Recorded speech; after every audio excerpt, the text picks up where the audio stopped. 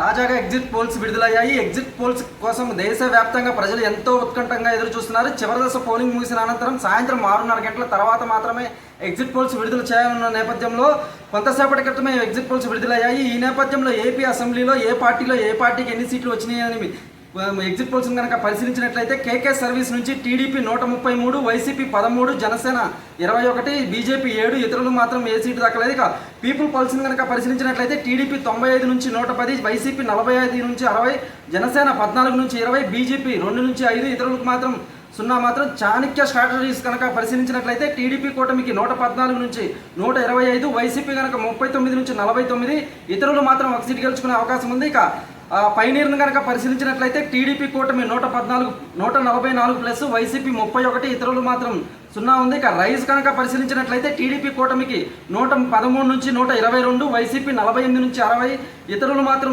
ఒక సీటు వచ్చే అవకాశం ఉన్నట్లు కనిపిస్తుంది. ఇక రేస్ నుంచి వైసీపీ పరిశీలించినట్లయితే 117 నుంచి 128, టీడీపీ 48 నుంచి 58 సీట్లు దక్కనున్నాయి. ఇక జనగణన కనుక పరిశీలించినట్లయితే టీడీపీ కూటమికి 104 నుంచి 118, వైసీపీ 44 నుంచి 57, ఇతరులకు మాత్రం ఏ సీటు దక్కినట్లు కనిపిస్తుంది. ఇక పోల్ స్ట్రాటజీ గ్రూప్ నుంచి పరిశీలించినట్లయితే వైసీపీ 115 నుంచి 125, టీడీపీ 50 నుంచి 60 సీట్లు దక్కనున్నాయి. ఇక ఆపరేషన్ చాణక్య కనుక పరిశీలించినట్లయితే వైసీపీ 95 నుంచి 102, టీడీపీ 64 నుంచి 68 సీట్లు దక్కనున్నట్లు ఇక్కడ పేర్కొన్నారు. ఇక ఈ నేపథ్యంలో ఇప్పటి వరకు తాజాగా వన్ టీవీకి అందిన సమాచారం మేరకు ఎగ్జిట్ పోల్స్లో ఈ విధంగా పరిశీలించినట్లయితే ఎగ్జిట్ పోల్స్ ఈ విధంగా పేర్కొన్నాయి.